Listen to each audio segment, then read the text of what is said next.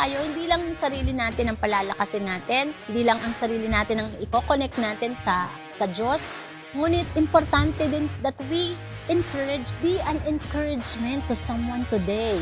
Keep building up one another. Even the strongest person needs an encouragement. Praise. Amen. Good morning, everyone.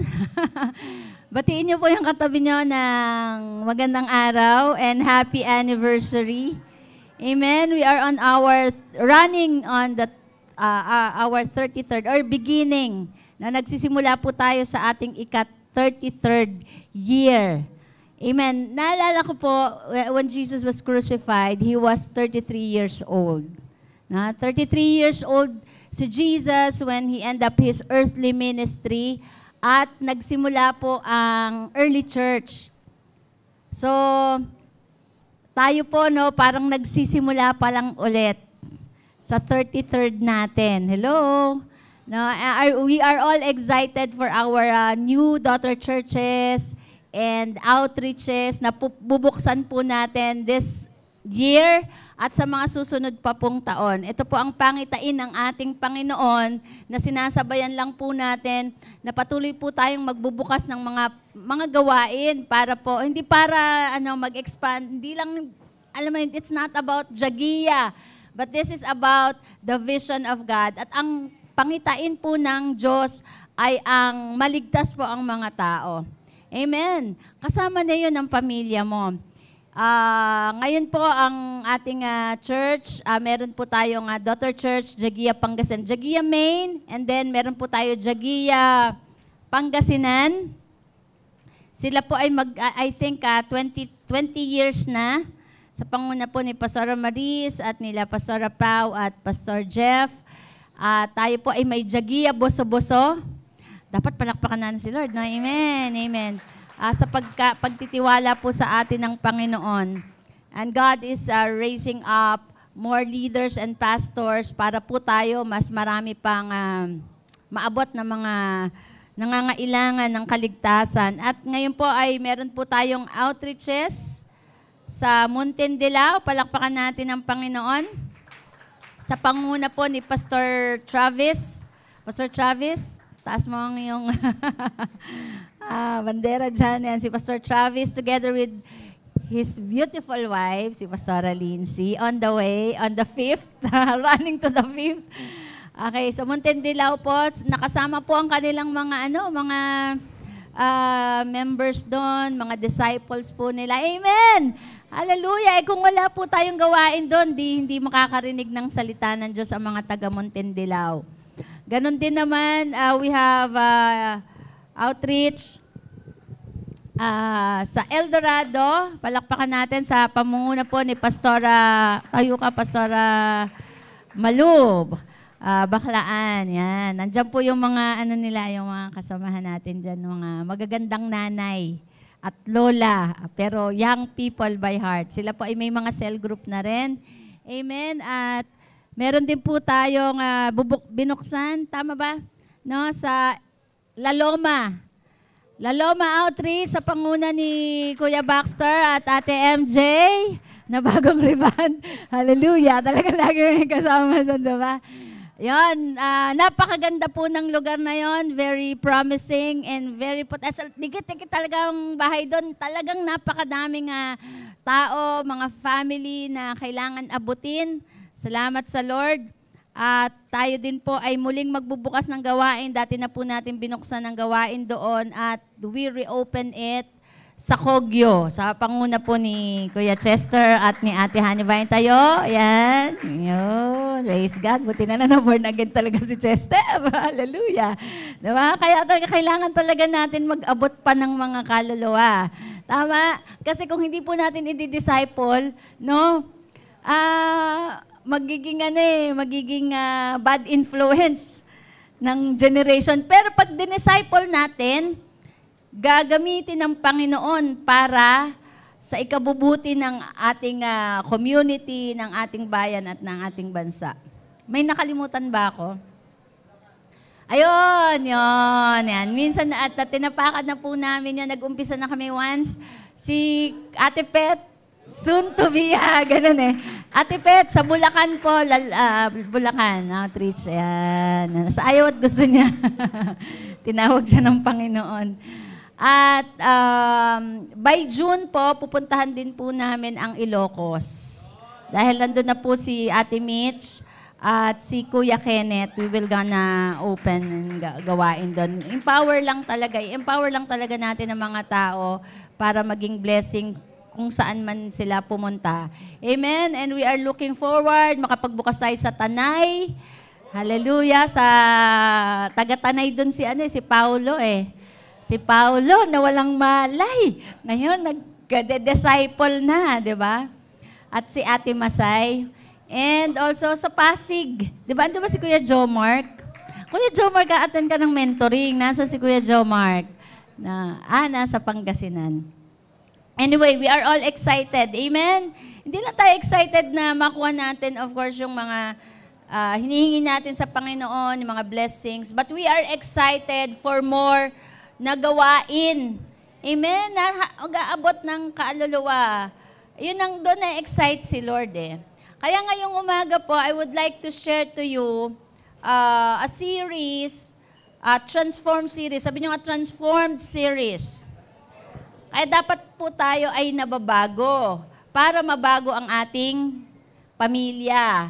At tayo ay dapat mabago para mabago ang barangay, ang community, ang bayan at ang bansa. Hindi po natin mababago ang ating pamilya o ang ating community, barangay, bayan at bansa sa pamamagitan lang ng pagwewelga o pagrarally, no? Or pagrarant ng mga negative o pagrereklamo. Yan. Mababago po, magsisimula po ang pagbabago sa atin. Sabihin mo nga sa katabi mo, magsisimula ang pagbabago sa atin. Pero hindi po tayo maaaring magbago ng sa sarili lang natin, kailangan po natin si Jesus. Amen? No, kailangan po natin ang pagmamahal ni Jesus. Hindi po tayo dito nagre-relihiyon o sumasapi sa isang relihiyon para tayo po ay mapalangit. Tayo po ay nananampalataya kay Jesus dahil siya po ang nagmamahal sa atin at nagbigay ng pagkakataon magbagong buhay. Amen.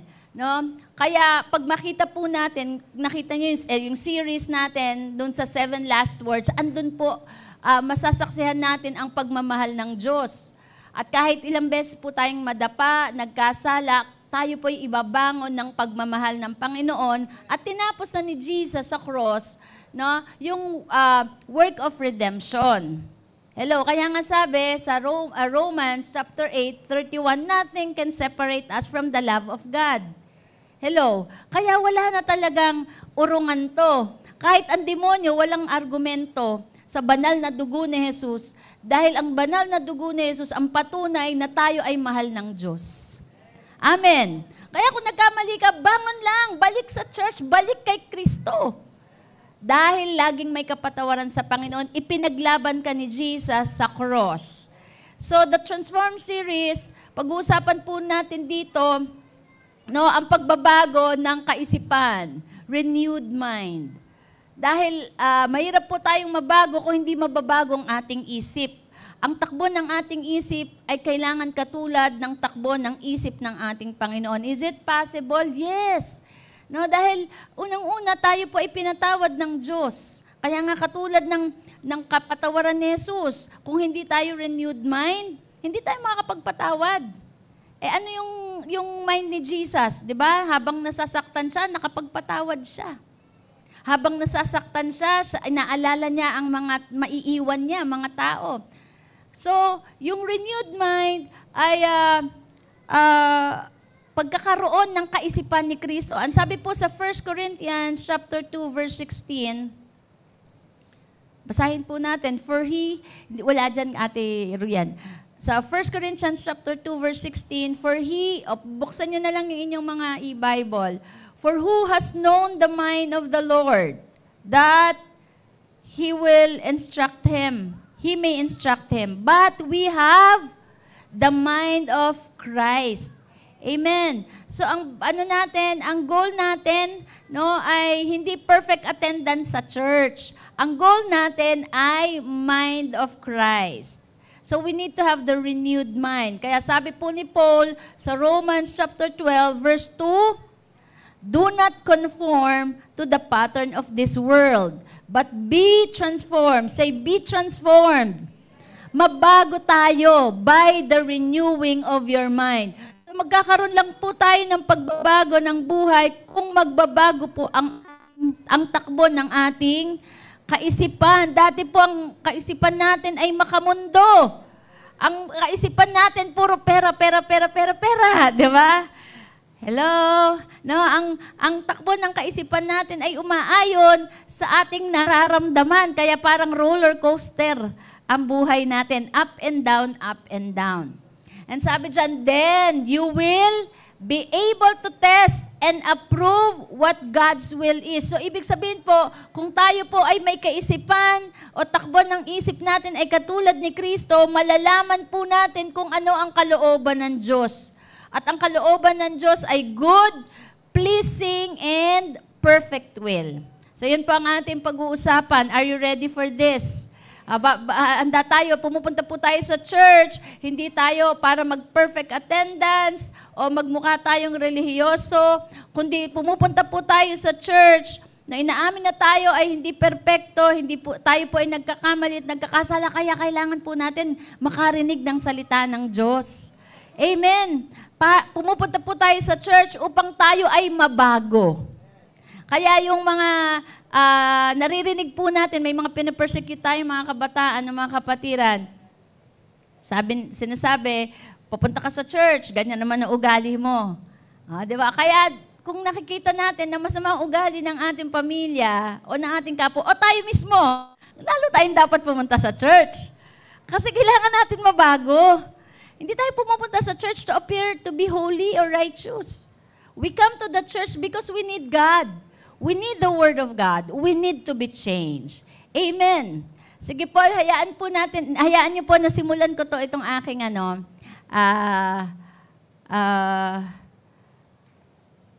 sermon. Sermon talaga, di ba? Sa isang introduction, Yan. Yan. Sino dito mahilig sa collection? And collection of shoes. And may collection of shoes, collection of gold, ano pa? Ha? Sapatos, alas, bag, yan. No? Collection ng halaman. Collection ng iba't, kutsara. Yan, kutsara. So, tignan natin, sa Guinness Book of World Record, the largest collection of sneakers is owned by Jordi Gellier from Nevada, USA, who, as of May 2012 pa lang to owned an incredible 2,388 separate pairs of sports shoes. Grabe. Na sino dito mahilig sa sapatos? No, ilan na ang pair ng sapatos mo? 8. O meron ka pang hahabulin na 2,380. Amen? No? Yun nga lang, sabi ko, pagka sapatos talaga, paglabas ng department store to, luma na agad eh. No, wala na, devaluated na ang Kaya mas maganda. Ganun ba nag-promote pa ako? So anyway, yan. O, yan ang yan ang kanyang obsession. Yan ang kanyang obsession, yung mga sapatos. So si Mr. Des Warren naman of Mayfield, Australia, owns a collection of over, eto na, yung sinasabi mo, 30,000 teaspoons as recognized by the UK Spoon Collectors Club. Grabe, 30,000. Si Pastor Alan po, yan, nag-collect talaga siya ng mga kutsara. Andun sa taas. Sabi ko, ano gagawin ko dito sa mga kutsara na to? Kung ganun. No? Yun nga na, pagka nag-collect po tayo ng mga material talaga, pag namatay talaga, iwan eh. Iwan. Sabi ko, kaya, maibenta kaya to? Hindi ko alam kung anong gagawin ko eh. No, ipapamana ko ba sa mga anak ko? Anyway, In respect to Pastor Alan, itinabi ko naman siya. So let us talk first about God's obsession. Kung ang mga tao po ay may sarili-sariling obsession, yan, may mga t-shirts, diba? Iba't ibang salamin, iba't ibang alahas, tama, bag. Si Lord may obsession din. Ang obsession ni Lord, tao. God has obsession, and His obsession is people. Say people. God's obsession is you. The reason why you are here. The reason why we are here, kahit tayo ay hindi perfect, kahit po tayo nagkakasala, but God's obsession is us. He loves us. God created the heavens and the earth and all creation with His lips. Sinalita ng kanyang bibig yung creation. But except for one, God created you. God created the man and the woman by His hands. Ibang klase, no? Ang pagkakakreate ng Diyos sa tao, hindi sa pamamagitan ng salita o ng bibig lamang, kundi ginamit niya ang kanyang sariling mga kamay upang tayo ay likhain. At alam ng mga anghel po yan, na-notice ng anghel, that God has a special interest in the human creature. Kasi tignan nyo alam ng mga anghel yan eh. Dahil nung nag-disobey, nagrebelde po ang mga anghel, tinapon sila, out of the heaven.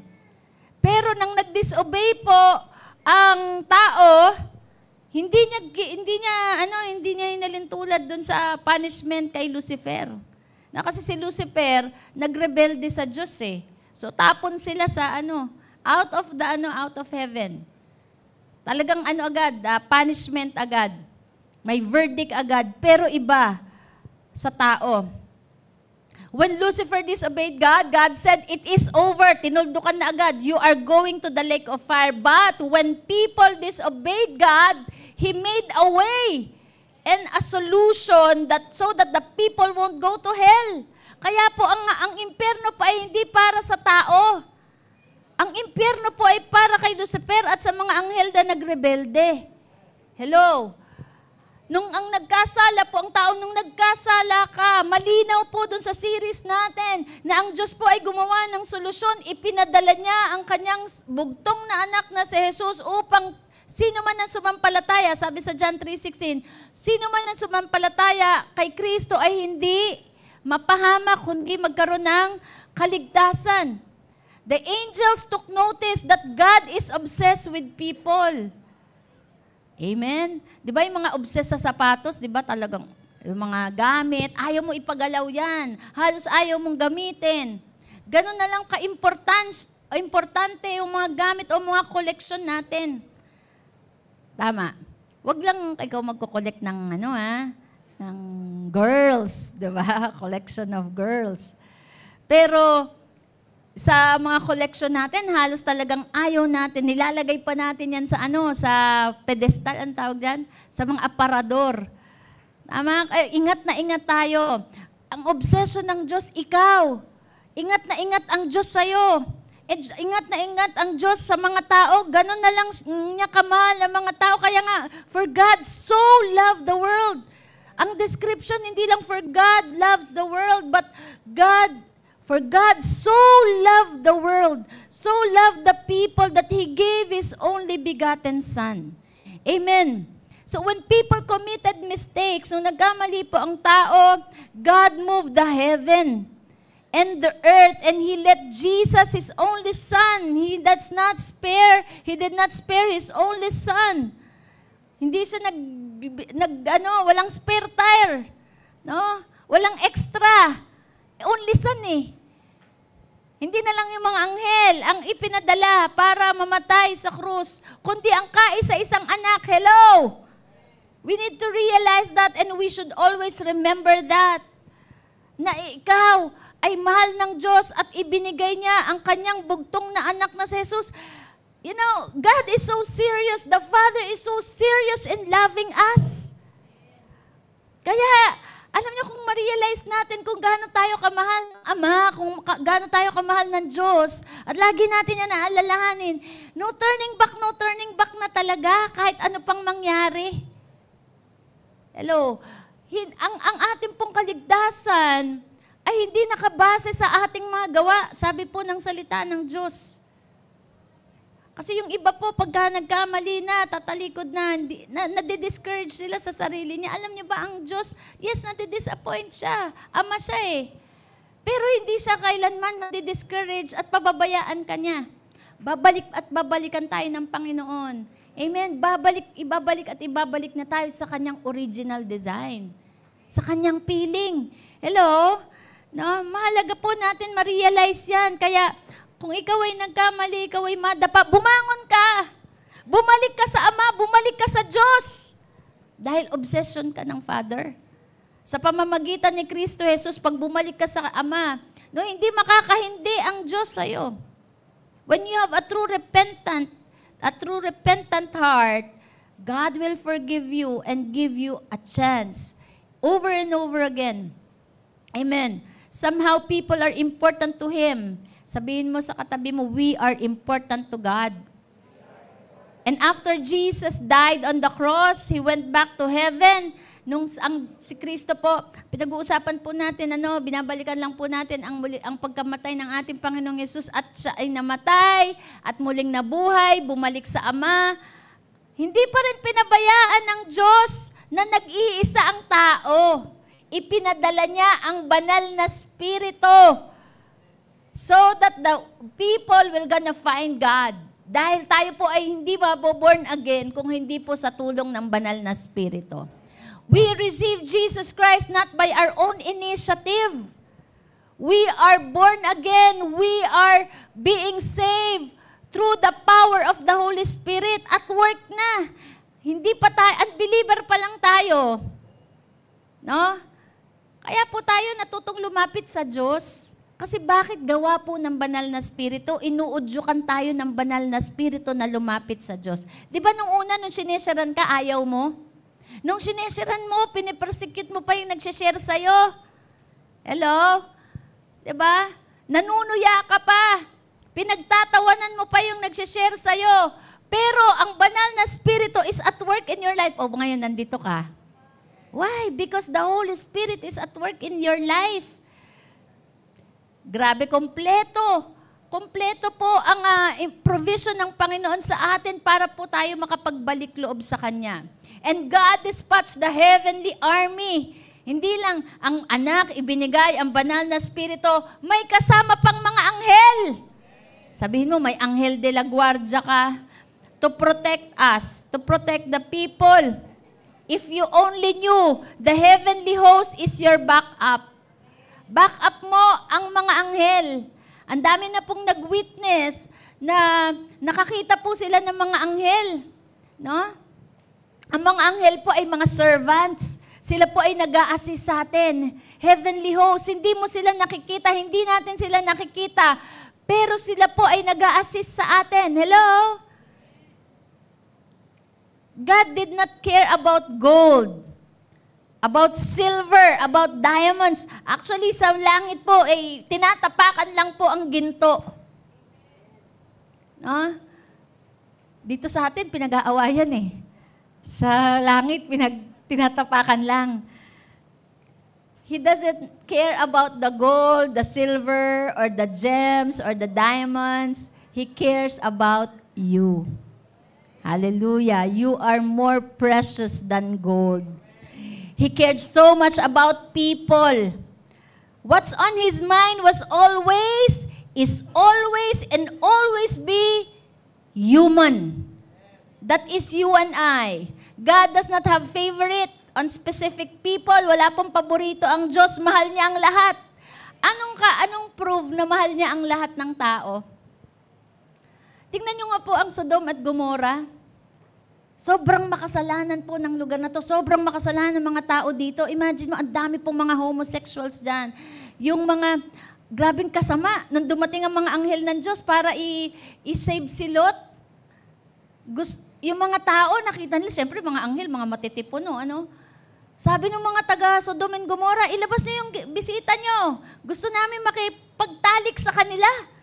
Grabe, ang tindi ng, walang conviction.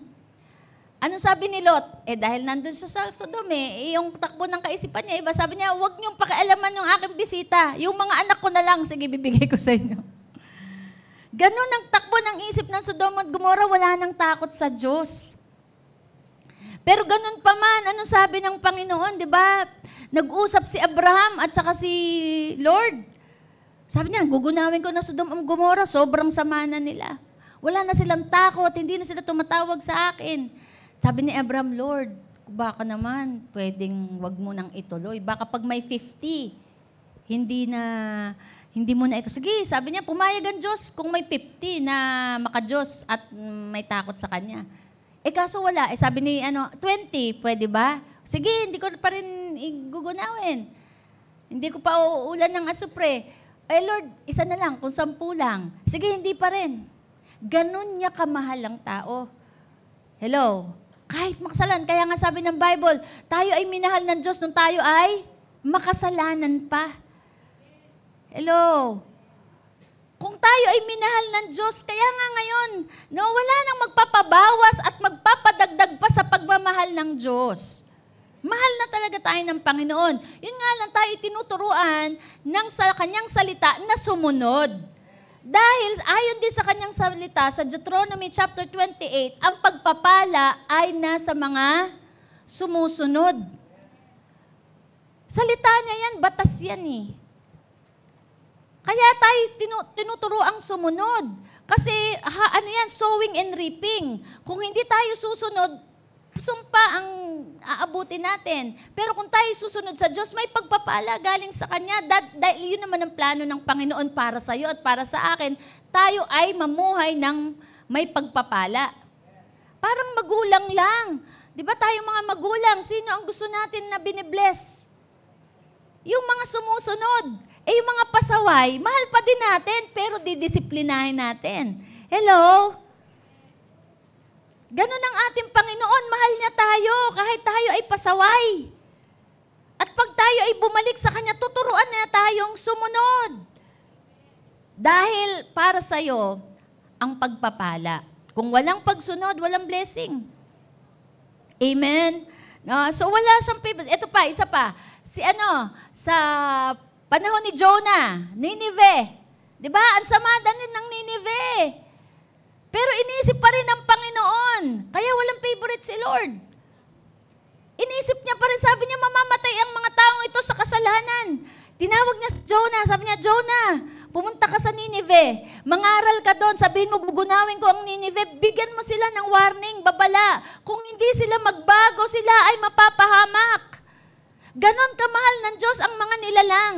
Ngayon si Jonah, dahil walang compassion, hindi renewed mind, ayun, pumunta sa Tarshish, tumakas. Pero hinabol ni Lord. Sabi niya, hindi pwedeng mapahamak ang mga Ninevites. Hindi pwedeng hindi sila makarinig ng salita ko o babala. Hinabol ni Lord si Jonah. Nagpadala ng malaking dilis. Kinain si Jonah.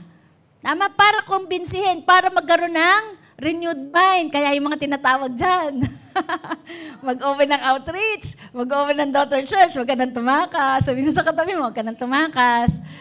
Amen? Kasi bakit? Kaya ka pinapadala ng Diyos, kaya ka nire-raise up, kasi mahal ng Diyos ang tao. Mahal ng Diyos ang mga tao sa Bulacan. Mahal ng Diyos ang mga tao sa Kogyo. Mahal ng Diyos ang mga tao sa Laloma. Dahil kung hindi sila makakarinig ng salita ng Diyos, sila ay mapapahamak.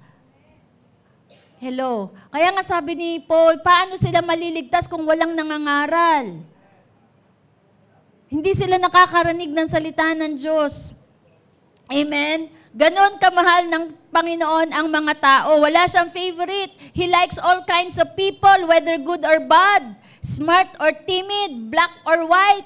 Tignan mo katabi mo, kahit ganyan ang kulay niyan, mahal yan ng Diyos. Kahit ganyan ang ilong niyan. Diba? Hallelujah, tall or short. Young and old. Because his obsession is people. And Satan knows that. Alam ng demonyo na obsession ka ng Diyos. Pero grabe, ang God will make a way where there seems to be no way. Amen? Yung alam mo, yung nasa putikan ka na, hinango ka pa ng Panginoon. Diba? Na yung patapon na ang buhay mo, sumuko na lahat ng tao sa'yo, pero ang Diyos never sumuko sa'yo. Alam ng demonyo yan. Ang demonyo, sabi sa John 10:10, He comes to steal, to kill, and destroy. Gusto kang sirain, nakawan, at patayin ng demonyo. Dahil alam niya na mahal ka ng Diyos. Pero, sabi ni Jesus, He came that you may have life, that we may have life and have it in abundance. Pumarito si Kristo, hindi lang tayo iligtas, kundi bigyan tayo ng buhay na kasiyasiya at masagana. Ano yung kasiyasiyang buhay? Hindi lang yan yung punong-puno ng pera.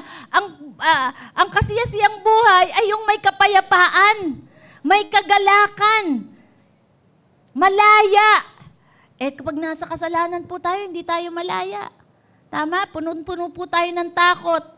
Punong-puno tayo ng doubt para tayong laging tumatakbo. Laging parang may nag-hunt sa atin. Nasasaktan po ang Diyos pag lumalayo ang tao sa Kanya. When people are hurt, He said, if you touch my people, you touch the apple of my eye. Amen? Ikaw yung nando sa pupil ng Diyos. Nasa gitna. No, tama ba pupil or iris? God's obsession is people. It is His weakness. God loves sick people. God loves healthy people. He loves those who love Him, and He loves those who turn His back on Him. Alam mo, sabi dito God's obsession is people. The people is His weakness. Diba kaya nga yung prodigal son, imagine mo lumayas, winaldas lahat ng mga pera ng tatay niya. Pero nung nanumbalik, lumambot ang puso ng Diyos, ng Ama. Kaya nga, ang weakness ng Diyos, tao Pag lumapit na tayo sa Diyos humingi na tayo ng tawad, nagsisi tayo, patatawarin tayo. Sabing ganon, lahat ng iyong kasalanan ay binura. From east to west, wala na, hindi yan makikita as if hindi ka nagkasala. Kaya nga sa pulis, pag sumuko ka, kulong. Pero pag sa Diyos sumuko ka, lalaya ka. Amen. No? Kaya nga, sabi, pag tayo ay na kay Kristo, no more condemnation. Kahit ang demonyo, hindi kanya pwedeng i-condemn. Bakit? The blood of Jesus is the evidence. He died for you and me. Hallelujah. Pwede ba natin palakpakan ng Diyos? Pag ang basketball player nakakashoot, pinapalakpakan. Samantalang ang dugo ni Jesus ay dumaloy sa krus para tayo ay palayain. Much more na kailangan siyang palakpakan. Sabi nga ni Joy, 1 minutong palakpak. Di ba? 1 minutong palakpak sa Diyos. Hallelujah! Hallelujah! Praise the Lord! Isisigaw, itatanghal ang pangalan ni Kristo Jesus. Hallelujah! Kung hindi kay Kristo, kung hindi dahil sa ating Panginoong Jesus, malamang wala tayo dito. Tingnan nyo, bilangin po natin, ilang beses tayo nadapa. Ilang beses tayo nagkamali. Ilang beses tayo nagkasala. Kung hindi sa pagmamahal ng Diyos at sa dugo ni Jesus, malamang wala tayo dito. Hello? No? Pugot ulo agad Sa Saudi po, pagka nahulihan ka ng droga, pugot ulo agad dun. Di ba? Meron agad may punishment agad Pero sa Diyos, hallelujah. Kaya alam nyo, hindi po naman yan access or lisensya na tayo magkasala paulit-ulit. Yung biyaya na binigay yan ng Diyos sa atin, na pag tayo nagkakamali, pinapatawad niya tayo, binabangon niya tayo, yan ang paraan para tayo makapagbago. Amen? No, kaya nga, we are changed from glory to glory. Hallelujah. And every single person in the 7 billion population is so important to God as a mother loves his child. Amen. Imagine mo, 7 billion population, mahalaga ka sa Panginoon. Ganong kalawak ang puso ng Panginoon sa tao. Kaya niyang mahalin ang bawat isa, not as a group, but as an individual. Amen. He loves not just the 50% and the other 50% is not, no? Kaya niyang mahalin the 100% population of people because everyone is created in His image. You are created in the image of God. Hallelujah. Ano sabi ng Diyos nung i-create niya ang tao? Sabi niya, let us create man in our own image. With every breath. Ang hininga mo galing sa Diyos. Tayo lang ang hiningahan ng Diyos eh. Ang alaman, hindi niya naman hiningahan. Ang hayop, hindi niya hiningahan. Ikaw lang. Tayo lang. That's why Jesus left the 99. Di ba? May parable, the shepherd left the 99 to look for the one missing. Ganon ang pagmamahal ng Diyos, individual. Iniwanan ni Kristo ang kanya, the glamour of heaven, the beauty of heaven, the comfort of heaven, just to look for us. Because His obsession is people. Ano sabi po sa 2 Peter chapter 3 verse 9? Let us read. The Lord is not slow to do what He promised. Hindi po mabagal ang Diyos sa kanyang pangako. As some people think, rather He is patient for your sake. He doesn't want to destroy anyone but wants all people to have an opportunity to turn to Him and change the way they think and act. Kaya tayo po, no, sobrang haba po ng pagkakataon ng pasensya ng Diyos sa atin na patuloy po tayong ibinabangon, ibinabalik ng Panginoon dahil ayaw niya, sabi, He doesn't want anyone to destroy. Ayaw niya ang sino man, none should perish. Sabi po sa ibang translation, none should perish. Sabihin mo, none should perish. Ito po yung introduction lang. Huwag kayong series to. May part 2 to next week. Itutuloy po ito ni Rian. None should perish. Yun ang takbo ng isip ng ating Panginoon eh. Kasi tayo nung una, wala tayong pakialam, tama? Pero tayo na born again, unti-unti nababago tayo at nagiging kaisip na tayo ng Diyos. At ang kaisipan ng Panginoon, none should perish. Kaya dati wala tayong pakialam sa pamilya natin, nag-aaway-away pa nga tayo eh, bahala ka dyan. No? Sa pera, sa lupain, nag-aaway-away, nagpapatayan. Pero nung tayo na born again, na binago ng Panginoon ang ating pag-iisip, nagkaroon na tayo ng compassion sa tao, sa ating kapwa. Kaya ngayon, mahal mo na ang tatay mo.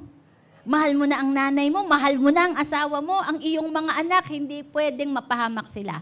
None should perish. Sabi, wants all people to have an opportunity to turn to Him. And change, say change. Change the way they think and act. Yan ang gusto ng Panginoon, na tayo magkaroon ng bagong pag-iisip at bagong gawa. His vision is not to grow a number of membership in the church. Ang vision niya hindi yung lumaki at lumobo ang numero, ang bilang sa church, ang membership sa church, building, but to save each soul. Hindi ito yung palakihan ng church. Ay, mga taga-Jagian, laki na. Diba? Hindi tayo naglalagay ng outreach daughter church para magbuka tayong malaki, para tayo ay popular. Hindi po yan ang nasa kaisipan ng Diyos. Ang nasa kaisipan ng Diyos, isa lang. Iligtas ang tao. Kaya kung lumaki man tayo, ibig sabihin maraming naliligtas ng kaluluwa. Pero kung tayo mananatiling maliit, ibig sabihin walang naliligtas. Ibig sabihin, walang nagpa-participate at nagka-cooperate ng Great Commission. Walang willing mag-evangelize, walang willing mag-disciple. Pero kung nakikita natin, lumalaki tayo, nagkakaroon tayo ng daughter church ng outreach, ibig sabihin lamang po ay nadadagdagan ang mga naliligtas na tao. That should be our motivation because it is that is the heart of God. Amen. His vision is to save each soul, to save each people and bring to the kingdom of God. The vision is about telling people that there is God who still loves them. Amen. Kaya hindi natin pinopromote ang church. No, pangalan lang natin Jagia. Parang kapamilya lang. Ikaw ay Reyes, ikaw ay Santos, di ba? Pero, ang pinopromote natin si Kristo. Sabihin mo sa katabi, promote natin si Kristo. Na mahal siya ng Diyos. Mahal ng Diyos ang tao. Now, we promote God. And willing to forgive the people through His only Son, Jesus Christ, and bring them back to a father and son-daughter relationship. Amen. Manumbalik po tayo dun sa relasyon ng tatay at anak. No? People needs to understand that we cannot function without Him. Ang ito po ang ating, ang dala nating mensahe na ang tao po ay hindi makakapag-function nung wala ang Diyos.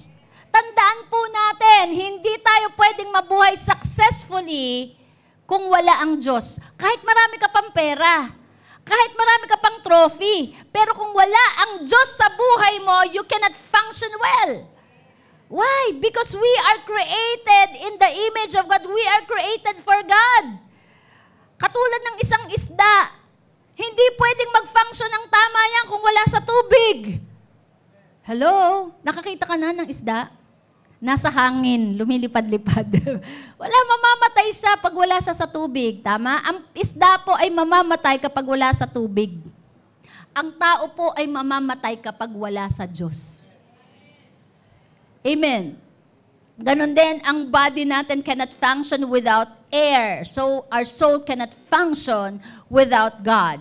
Without God, no matter how much alcohol, how much drugs, how much money, no amount of possession is enough to fill in a single soul. Only a drop of God's love would ever make us complete and make us really alive. Hallelujah! Only the love of God can make us complete. Sabihin mo sa katabi mo, ang pag-ibig lang ng Diyos ang kukumpleto sa'yo. Ang kukumpleto sa akin. Naalala niyo ba, nung kayo nagliligawan pang mag-asawa, sinabi mo, ikaw ang kukumpleto ng buhay ko. Ay, tas pagkat ilang taon lang, gaway na. No? Hiwalay na ang puti at tikulor. Kasi wala naman talaga pwedeng kumumpleto sa atin eh. Kahit pera, hindi tayo kayang kumpletuhin eh. Kahit yung mga pair of shoes na meron kayo, hindi yan. Panandalian lang yan. Hindi ko sinabing huwag kayong magsapatos. Huwag kayong magdamit. Pero hindi yan ang kukumpleto sa atin. Dadating ang araw, kulang ka pa rin. Dahil bakit ang Diyos lang ang kukumpleto sa buhay natin. Hello? Kaya hindi ka mag-aasawa para kumumpleto sa'yo. Amen? Mag-aasawa ka kasi may purpose ka. Para may katuwang ka na gawin ang kalooban ng Diyos. Tama ba? No, sabi nga ni Sarah Geronimo mayaman na yun, popular. Nabasa niyo ba yun? Diba? Sabi niya, wala talagang amount of money. Even the popularity can make you whole. At only God. Amen. Only the love of God would ever make us complete and make us really alive. Ang sabi ni Reinhard Bonnke, Christ did not die to give people a career, but to save the lost. Amen. Kahit maganda pa ang karir mo, namamayagpag pa ang karir mo, pero hindi yan enough to make you complete. We need God. Amen.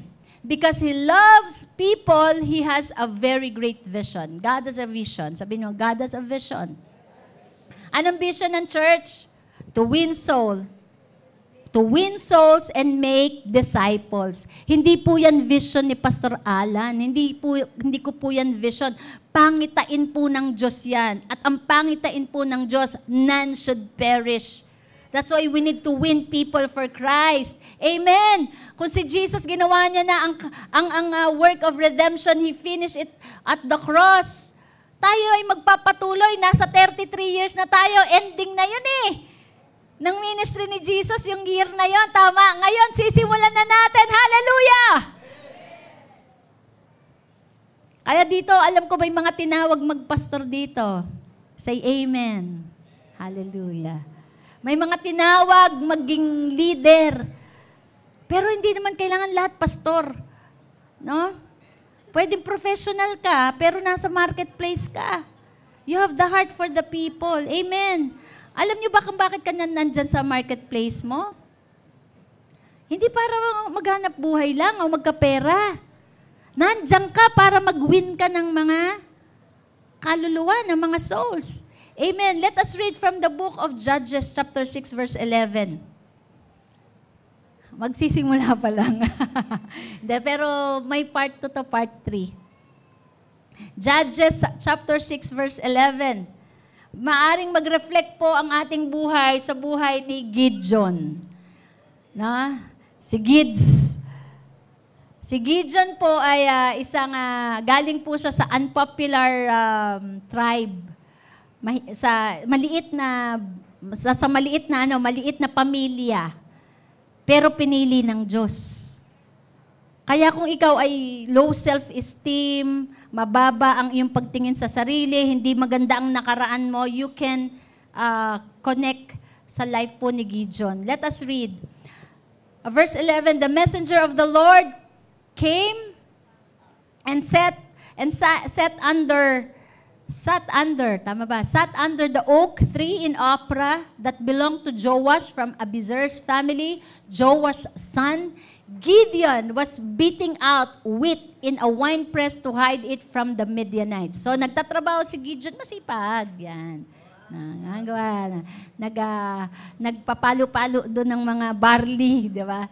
Tapos sa verse 12, the messenger of the Lord appeared to Gideon and said, the angel of the Lord, kinausap si Gideon, the Lord is with you, brave man. Hallelujah. Alam niyo ba, kahit mababa ang pagtingin natin sa sarili natin, ang pagtingin ng Diyos sa'yo ay iba. Kahit mababa ang pagtingin ng ibang tao sa'yo, ang pagtingin sa'yo ng Diyos ay iba dahil ikaw ay kinreate ng Diyos. Amen. No? Sabihin mo sa sarili mo, sabihin mo sa katabi mo, the Lord is with you. Come on, declare, the Lord is with you. Brave man, the Lord is with you, brave woman. Imagine mo si Gideon, nagtatago siya sa kaaway eh. Diba sabi? Habang nagtatrabaho siya, kasi takot siya sa Midianites. May mga tinataguan tayo. Bakit mababa ang self-esteem natin? Mahiyain tayo dahil sa mga nakaraan natin. At sabi sa verse 13, tignan niyo po sagot ni Gideon. Gideon responded, excuse me, you are talking at the wrong tree. You are barking at the wrong Ang sabi, excuse me, sir, but if the Lord is with us, why has all this happened to us? You see, kinwestiyon na agad ni Gideon, kung kasama namin ng Diyos, bakit nangyayari to sa akin? Bakit nangyayari to sa amin? Tapos sabi niya, where are all the miracles our ancestors have told us about? Nasaan yung mga pangako? Hello, sino nagtanong ng ganun sa Diyos? Sa kasalukuyan nangyayari sa buhay mo? Di ba minsan kaya hindi tayo maka-move forward, maka-take off, hindi tayo makalakad dun sa design ng Diyos. Kasi bakit? Dahil sa mga argumento na meron tayo sa ating kaisipan, nasa ng Diyos. Kung talaga sinasamahan ako ng Diyos, bakit ganito nangyayari sa akin? Nasaan yung sinasabi na pangako niya? Nasaan? At ano sabi? Didn't they say the Lord brought us out of Egypt? But now, the Lord has abandoned us and has handed us over to Midian. Kasi nung panahon po na yon, sila po ay ino-oppress ng Midianites. No? So si Gideon, ang kaisipan niya po ay nakabase sa kanyang sitwasyon. Marami po sa atin ganon ang takbo ng kaisipan. No? Nawawala na po sa ating kaisipan yung sinabi ng Diyos, yung pangako ng Diyos. Saan na tayo nakabase? Doon sa current situation. Doon sa hirap ng buhay. Sabi niya, bakit ganon? Iniwanan na kami ng Diyos.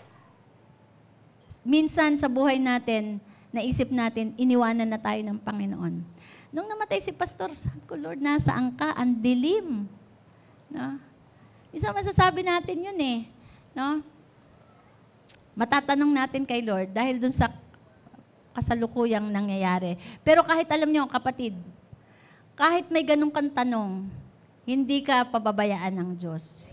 hindi siya ma-disappoint sa'yo. Kaya nga si Jesus nagkatawang tao. Dahil si Jesus, hindi siya judge sa atin. Siya ay mediator. Dahil naranasan niya kung ano ang nararanasan ng tao. Hindi madaling maging tao. Kaya sabi niya, bakit kami pinabayaan ng Diyos? The Lord turned to him and said, sumagot, you will rescue Israel. Walang pakialam yung anghel eh.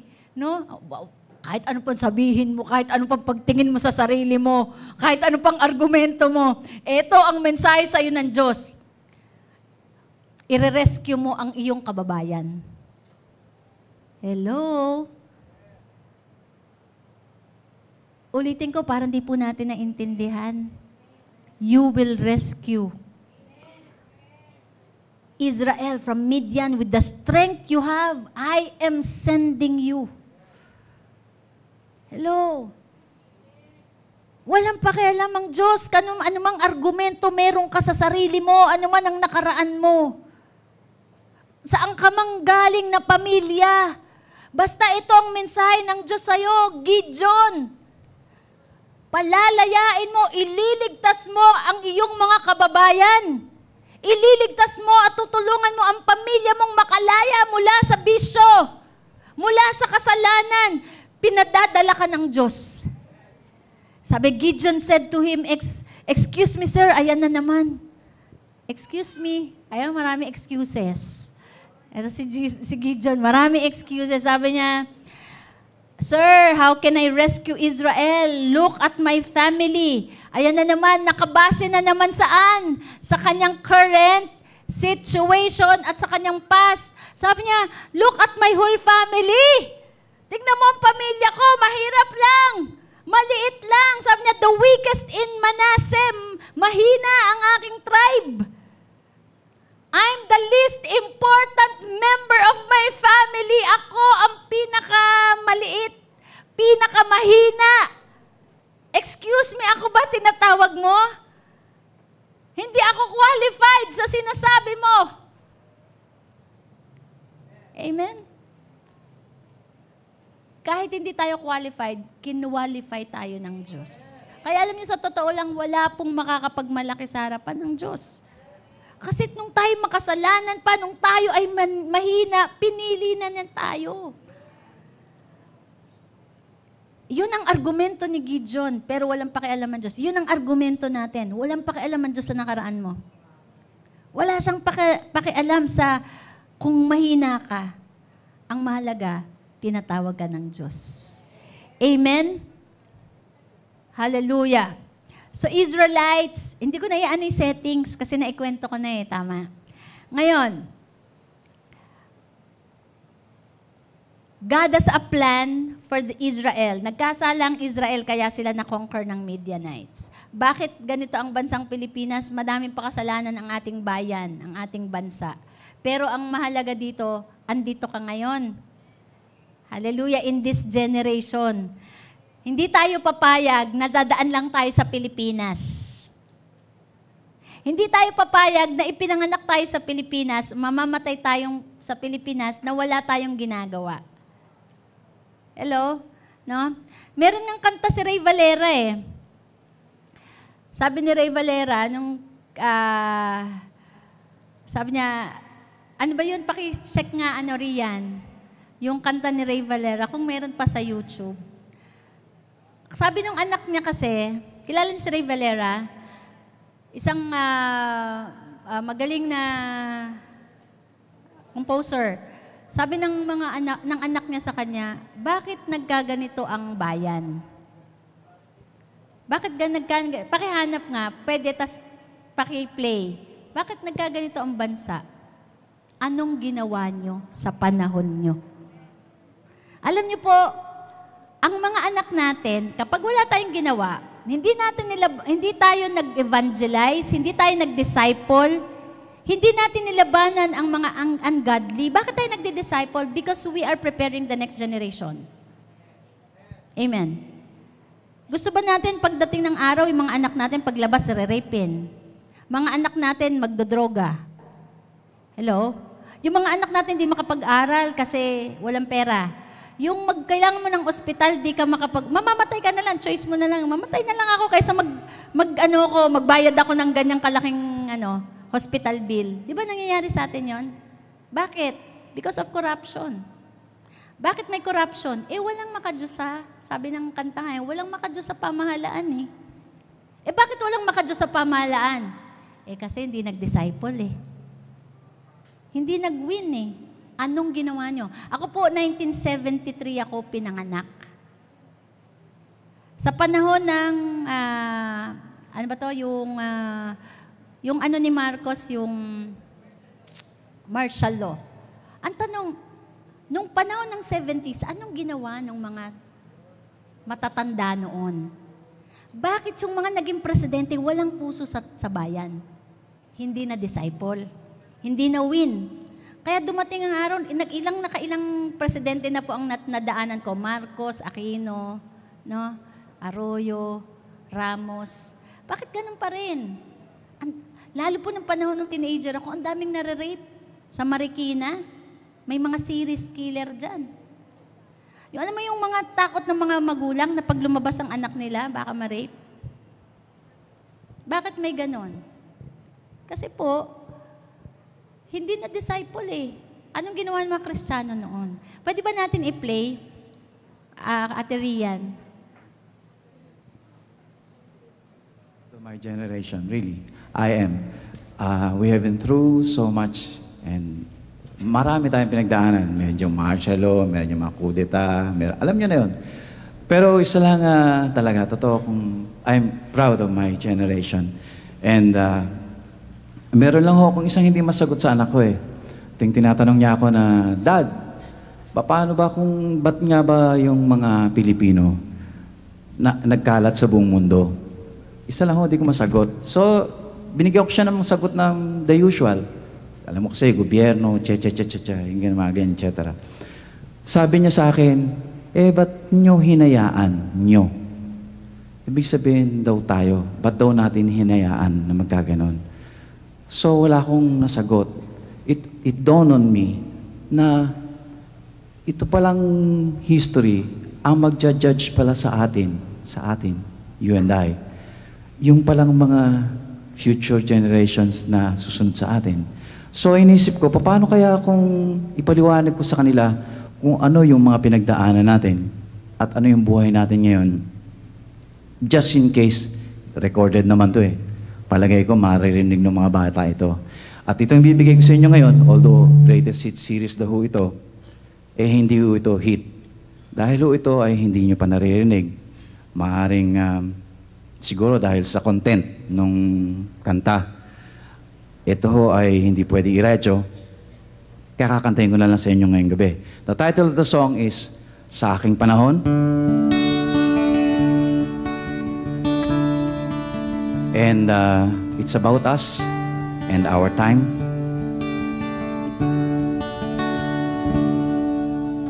Ang aking bayan, mahal ng kalikasan, palaging may araw, maghapon ng kwentuhan. Sa aking panahon, may formalin ng gulay, mangidnap ng tao, parang hanap buhay. Mayroon kaming serex, gigisingin ka sa sex, moral na may babang-baba, nang re-rape pati bata. Ito ang bayan ko ngayon. Ito ang aking panahon. Kung maalala mo kami, ito ang aking panahon.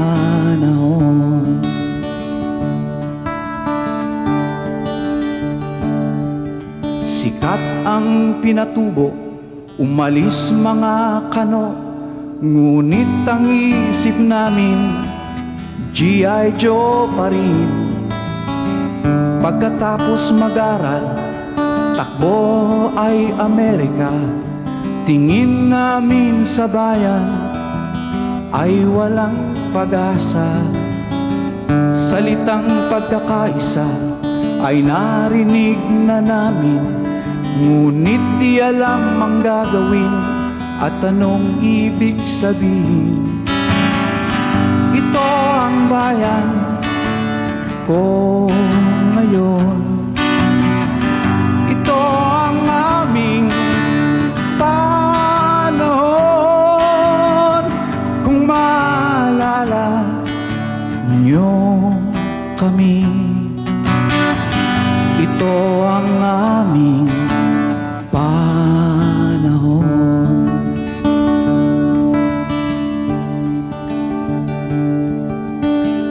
Sa aking panahon, uso ang mag-Saudi. Pag-uwi ay mayroong TV, may blue silang barkada. May ilang linggo, magbebenta na ulit. Pinayaman ibang bayan, pamilya'y iiwanan. Kung marami sanang maka-Diyos sa gobyerno at hindi na Diyos ang pera, baka mayroong pag-asa. Ito ang bayan ko ngayon. Ito ang aming panahon. Kung maalala niyo kami, ito ang aming panahon.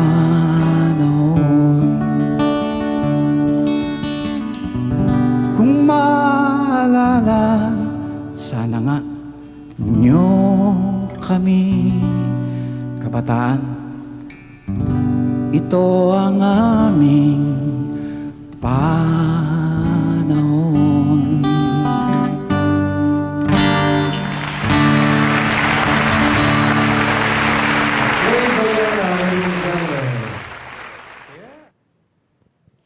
Amen.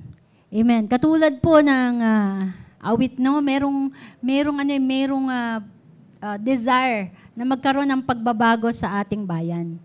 That's why, you know, yung atin pong ginagawa dito sa church is it's not a religious activity. It is a transforming the nation. Hello? No, dahil ang pangako po ng Diyos, as of me, and I will give you the nation for your inheritance. Sige, hingin nyo sa akin, bibigyan ko kayo ng pagbabago sa bayan, sa bansa. Hello? Ito po yung ating responsibility, no, sa ating generation ngayon, na hindi po natin hahayaan na dadaan lang po tayo sa Pilipinas nang wala po tayong ginagawa. Amen. Kaya nga babalikan po tayo ng mga maliliit na mga anak natin, dadating ang araw, anong ginawa nyo? Ngayon po, alam natin, meron po tayong pag-asa, binigyan po tayo ng pag-asa sa pamagitan ni Kristo Jesus. Binigyan po tayo ng authority, sabi niya, all authority in heaven has been given to me, therefore go and make disciples of all nations. And sabi niya, I have given you the power and authority to trample on snakes and scorpions and to overcome all the powers of the enemy, all the corruptions. And nothing will harm you. So binigyan po tayo ng authority bilang mga anak ng Diyos. Kailangan po natin yan i-exercise. Always remember po, ang buhay po natin ay hindi lang tayo dadaan. Tayo ay magtatrabaho, maggagawa ng pera, matutulog, mag-aasawa, no, kakain, magtatrabaho, then repeat the whole thing again. Hindi lang po yan ang pagdaan natin dito sa mundong ito. May pangitain po ang Diyos para sa tao, para sa generation, na hindi po mapahamak ang generation natin. Kung hindi po tayo magre-respond sa tawag ng Diyos, katulad ng ginawa niya kay Gideon, tinawag niya si Gideon. Sabi ni Gideon, excuse me, nagkakamali ka ng katok ng pinto, hindi ako yon.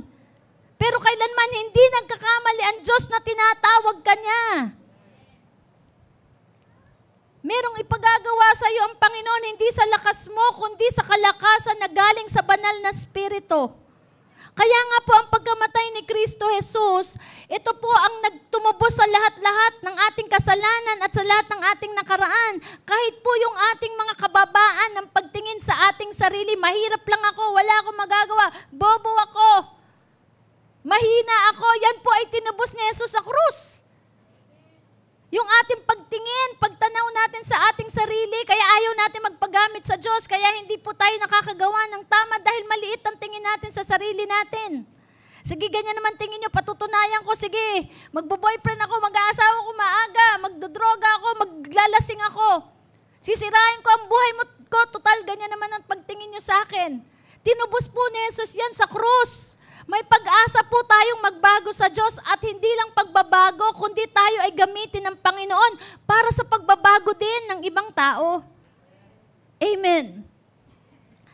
Ang buhay po natin ay hindi survival. Katulad sa isip ni Gideon, survival mindset. May mentality na isang kahig, isang tuka, na wala akong kayang gawin. Amen. No? God told him about the vision of saving the nation. Sinasabi po ng Diyos sa atin ngayon na ililigtas po ng Diyos ang tao, ililigtas ng Diyos ang bansang Pilipinas. Pero si Gideon po, he refused. Hindi niya mag-get. Sabi niya sa anghel, naligaw ka ata, hindi mali yung bahay na pinuntahan mo.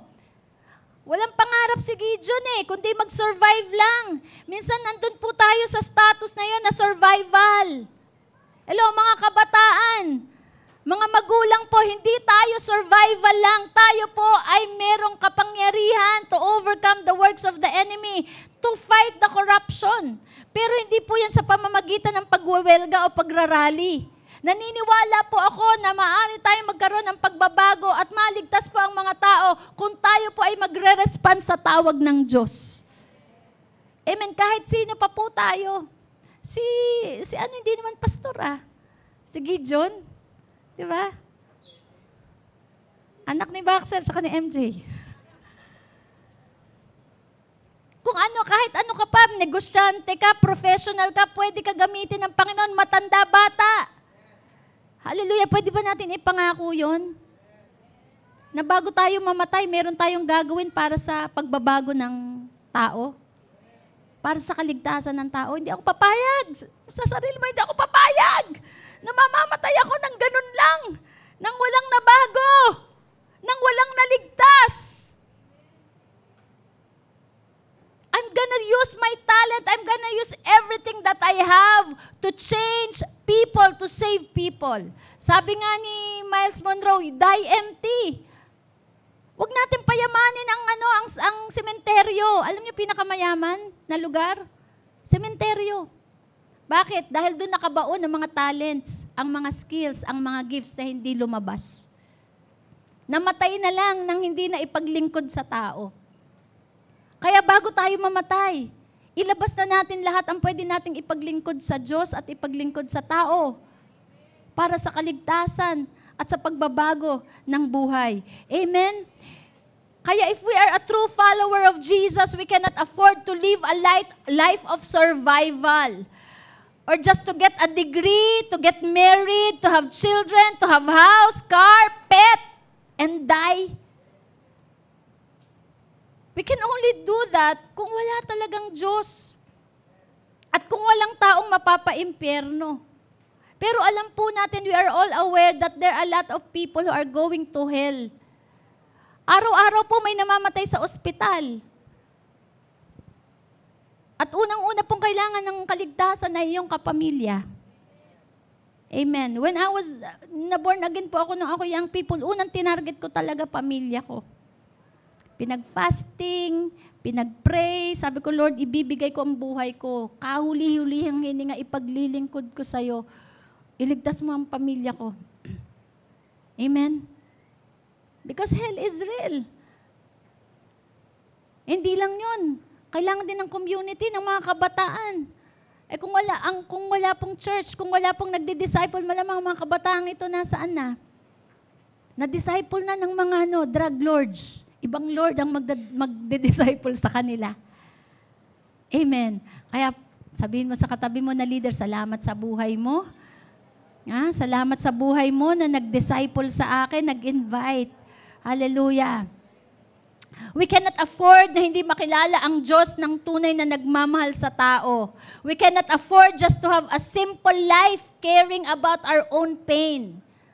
Kaya nga alam nyo tayo, kahit na meron tayong mga napagdadaanan, sige lang, tuloy lang. Bakit? Meron taong umaasa sa atin na kailangan ng kaligtasan.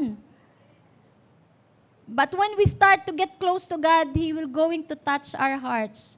Kaya po ngayong umaga, no, that God is speaking to all of us. This is the heart of God. This is the vision of God. His vision is for people. Number 1, dito po ako mag-i-end. In order for us to do the vision of God, we need to overcome our insecurities. Sino dito ang walang insecurity?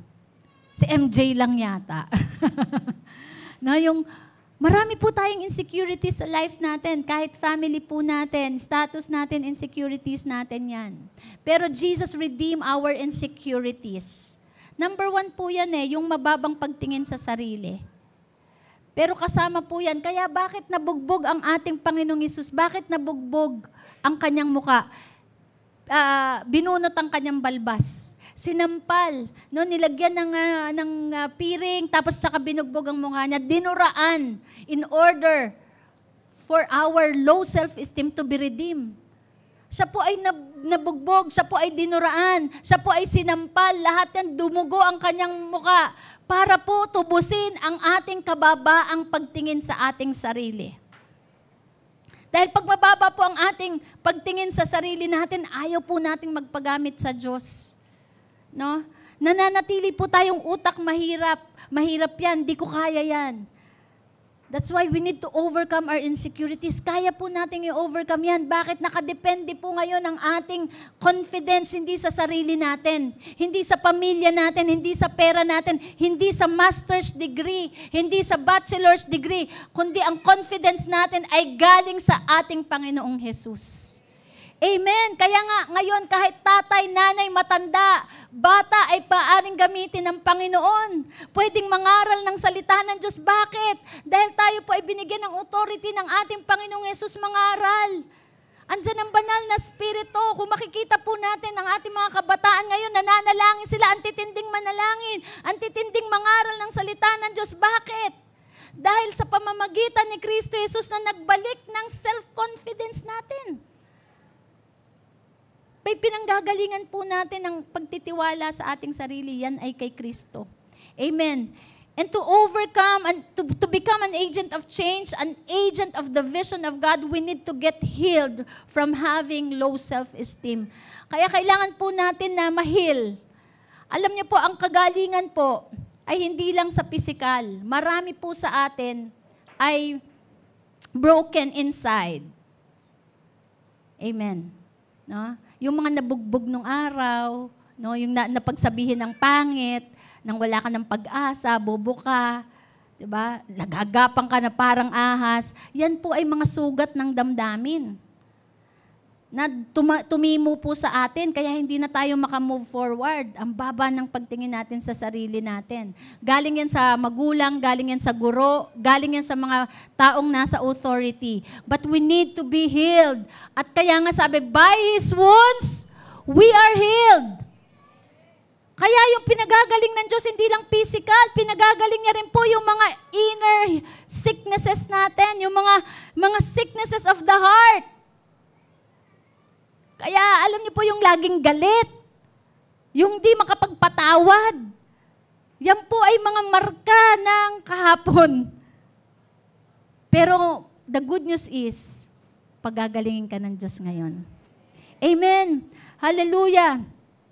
Yung living in a narrow thinking, myself, I, ako, puro ako, no? And ito po ay naglilimit ng flow ng vision ng Diyos sa buhay po natin at ng biyaya niya.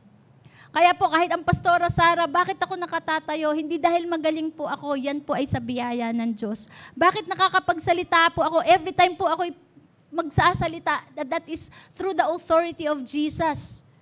May pinanggagalingan po, kaya kung nagagawa ng Panginoon sa akin, ginagawa din po ng Diyos sa inyo. Be willing. Sabihin mo sa katabi mo, be willing. Mangaral ka, mag-share ka. Nasa iyo ang authority ng Diyos. Amen. You are an eagle. Agila ka, hindi ka sisiw. Hallelujah. Katulad ng isang agila. No, meron pong kwento dyan, isang farmer. Nakakita siya ng itlog. No, malaking itlog. Tapos dinala niya sa chicken nest. Nilala niya doon sa kanyang farm. Lalagyan ng kanyang mga manok. Tapos ito pong itlog na to na biyak, no? Ito palang itlog na to ay agila, itlog ng agila. Ngayon yung agila po ay nakisalamuha sa mga manok, no? So itong agila na to, natuto siyang magsalita ng katulad ng manok. Nagklaklak-klak-klak-klak siya, no? Kumakain siya nung kinakain ng manok. Siya ay lumalakad ng katulad ng manok. Natutulog ng katulad ng manok at nag-iisip ng katulad ng manok. No? And ngayon po may isang agila na nakita siya, napansin siya. Sabi niya ganun sa eaglet. Sabi niya, hindi ka chicken. Agila ka, eagle ka. Tapos sabi ng mga manok sa kanya, hindi, manok yan. Kasama namin lumaki yan eh. Kasama namin yan eh. Hindi, manok yan. Sabi ng agila sa eaglet, hindi porket kumakain ka ng katulad ng manok, naglalakad ka ng katulad ng manok, o kasama mo ang manok, hindi ibig sabihin manok ka. Hello?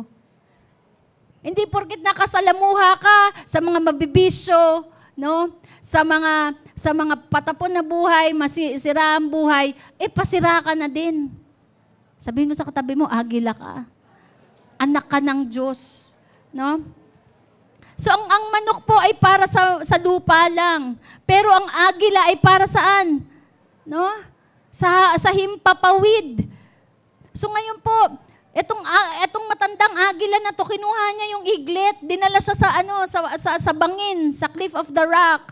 At tinulak-tulak siya. Tapos sabi ng mga manok, wag! Wag! Sabi ng mga manok, mamamatay siya. Hindi siya agila, siya ay manok. Hindi siya marunong lumipad. Etong agila na to, talagang yung matandang agila, siya po ay tinulak hanggang siya po ay bumagsak dun sa cliff. At ngayon yung eaglet, wala siyang magawa. Tapos ang ginawa niya po, kinampay niya po yung kanyang, inispread niya yung kanyang wings at kinampay niya at na-realize niya, na-discover niya kaya niyang lumipad. Hallelujah. Dapat may pusher sa buhay mo. Hindi drug pusher, pusher na para gumawa ng tama.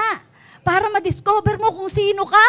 You can soar like an eagle. Amen. No? So from that time on, di na siya bumalik. Hindi na po siya bumalik doon sa barn ng mga manok. Kaya wag ka nang babalik doon sa pinanggalingan mo. Amen. No, ikaw ay agila, may plano ang Diyos sa'yo, magsasoar ka, you belong to God. Amen. Maybe you grow up all your life believing that you are a chicken. You grow up all your life being defined by your past, by your trauma, or by the opinions of people. Like chicken, you are trapped to the ground, trapped to the wrong relationship, trapped to the circumstances, trapped to your appearance, or to your failures. But God is coming to you right now through Jesus as He come to Gideon, telling us that maybe one in our lives, para tayong mga manok, tayo ay nag-iisip na tulad ng manok, umaakto tayo na parang manok, isang kahid, isang tuka. And we are surrounded by so many chicken, but listen, you are an eagle created in the image and likeness of God.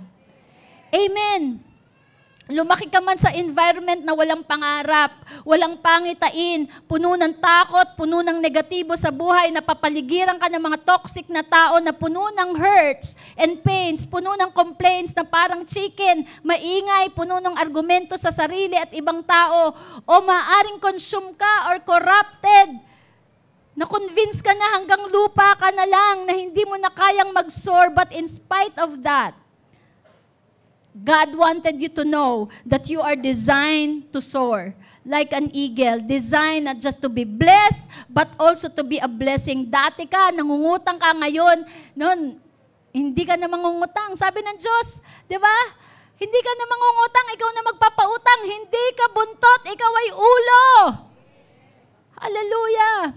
Designed to be blessed, but also to be a blessing, not just to change, but to bring change to the life of others. God created you to soar.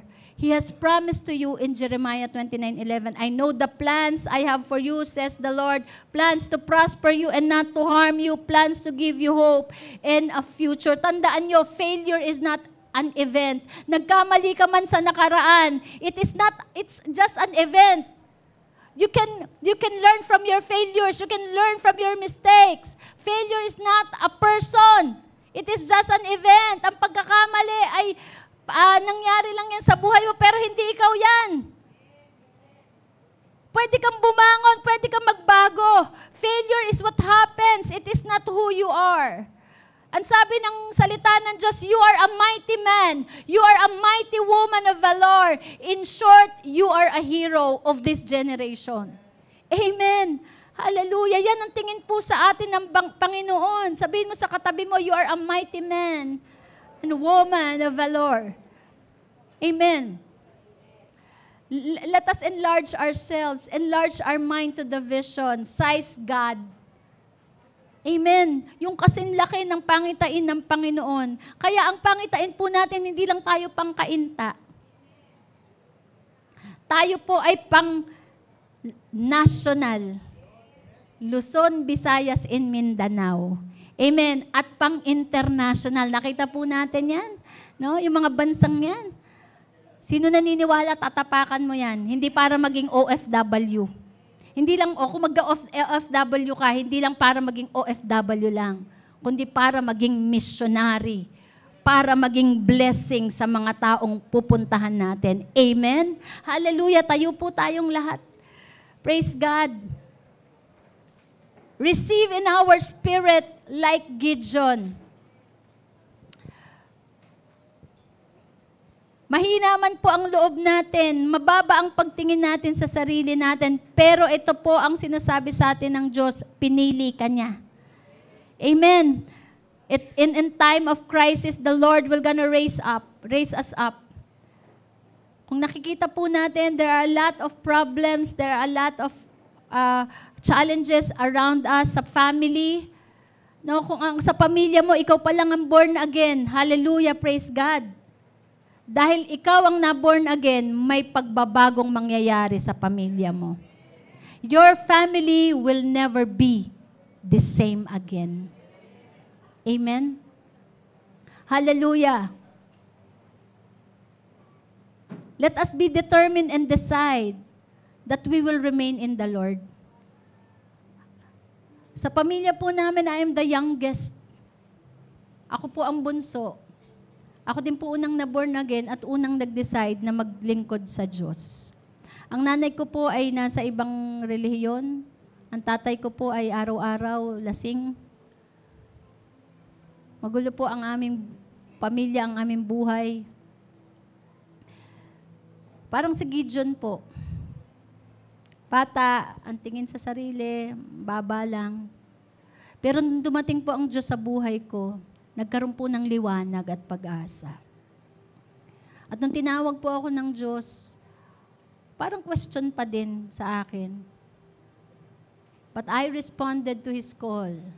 And sabi ko, Lord, susuko ko ang buhay ko sa iyo. Maglilingkod ako. Naniniwala po ako, ang pamilya ko babaguhin mo. And the Lord enlightened my mind. I see myself that I will be a blessing, not just for my family, but I will be a blessing to my generation. Amen.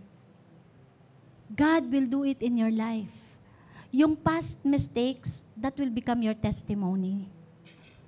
Yung mga nakaraan, yung mga kwento ng nakaraan, kung ano ang dati mong buhay, kung ikaw ay dating mabisyo, kung ikaw ay nagkamali ng desisyon noon, no, yung mga pangit na nakaraan, yan po ay gagamitin ng Diyos testimony. Amen. kung paano ka pinatawad, kung paano ka pinagaling, kung paano ka pinalakas, at kung paano ka pinili ng Panginoon. Hallelujah.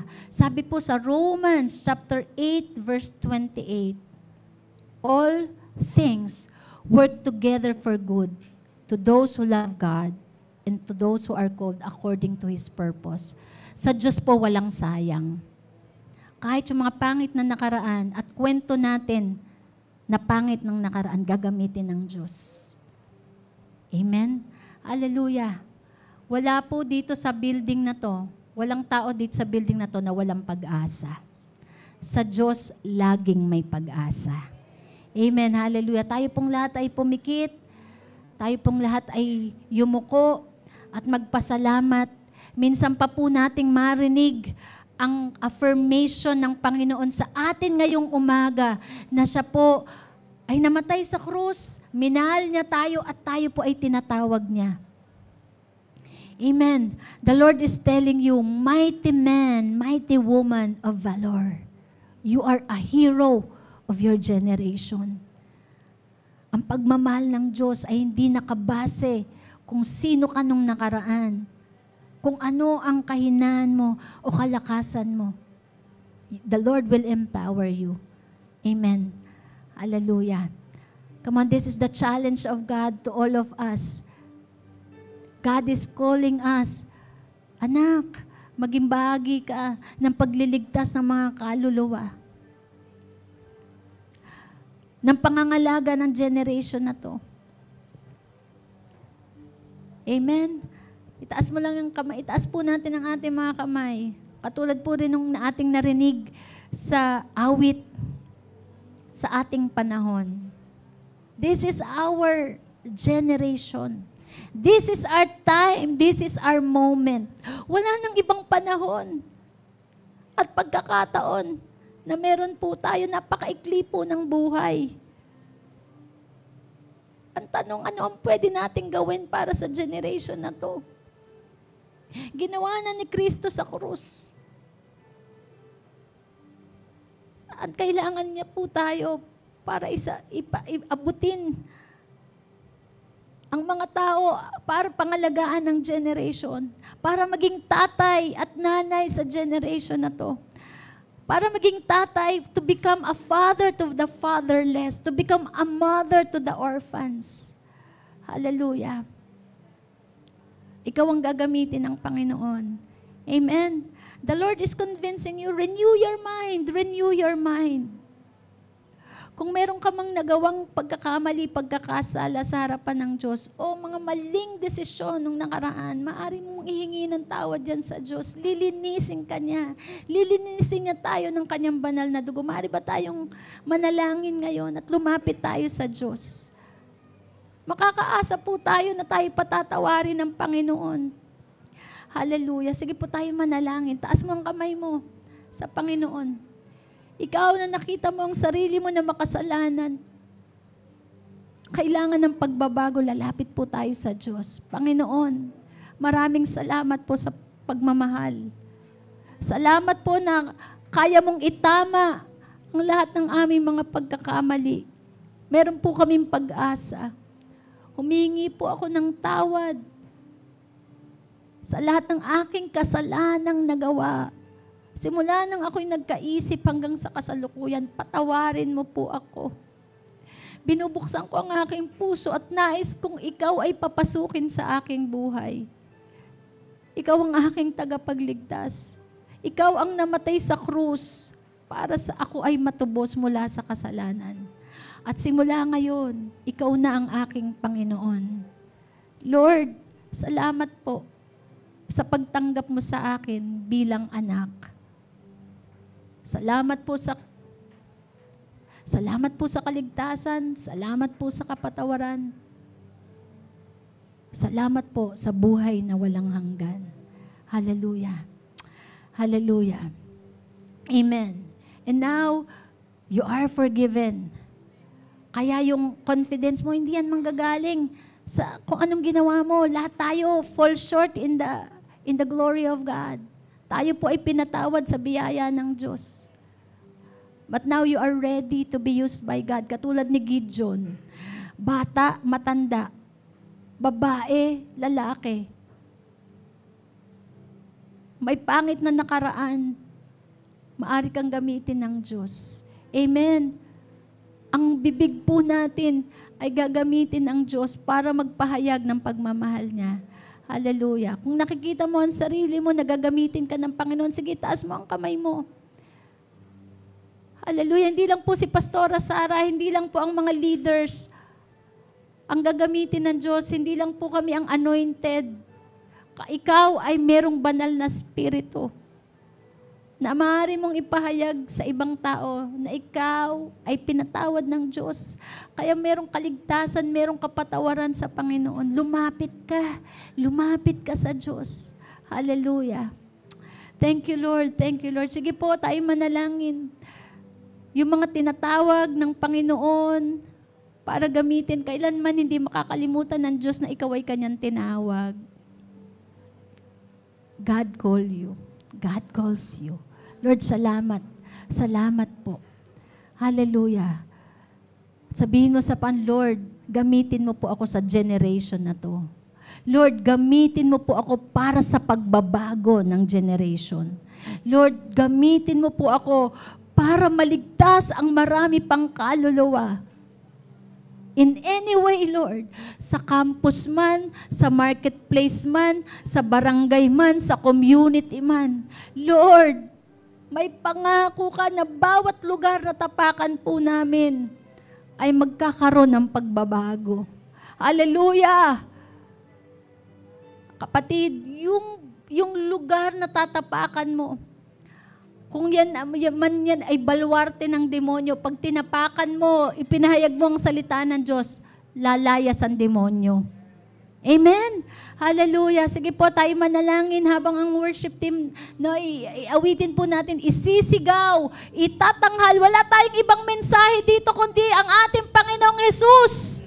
Si Jesus na nagligtas, si Jesus na nagmahal, si Jesus na nagdala ng pagbabago sa ating buhay.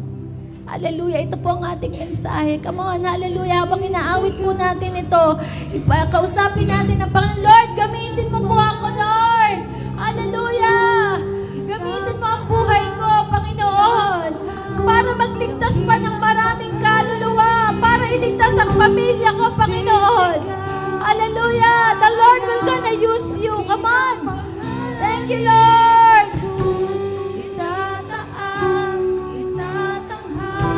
Look at the vision of God. Magkakaroon ng pagbabago. Magkakaroon ng pagbabago sa ating pamilya. Magkakaroon ng pagbabago sa mga kabataan. Magkakaroon ng pagbabago sa ating gobyerno. Send us, Lord. Send us. Come on, say it to the Lord. Lord, send me. Send me, Lord. Dakilang pangalan ni Jesus, sisigaw, ihahayag. Dakilang pangalan ni Jesus, itataas, itatanghal. Dakilang pangalan ni Jesus, ihahayag. Dakilang pangalan ni Jesus. Walang isisigaw na pangalan, kundi pangalan ni Jesus. Saan mang pulo, saan mang lugar, saan mang bansa, dala natin ang pangalan ni Jesus na siyang nagligtas. Dakilang pangalan ni Jesus, itataas, itatanghal. Dakilang pangalan ni Jesus. Dakilang pangalan ni Jesus.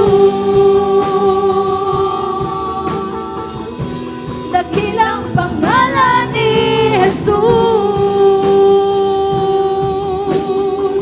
Hallelujah!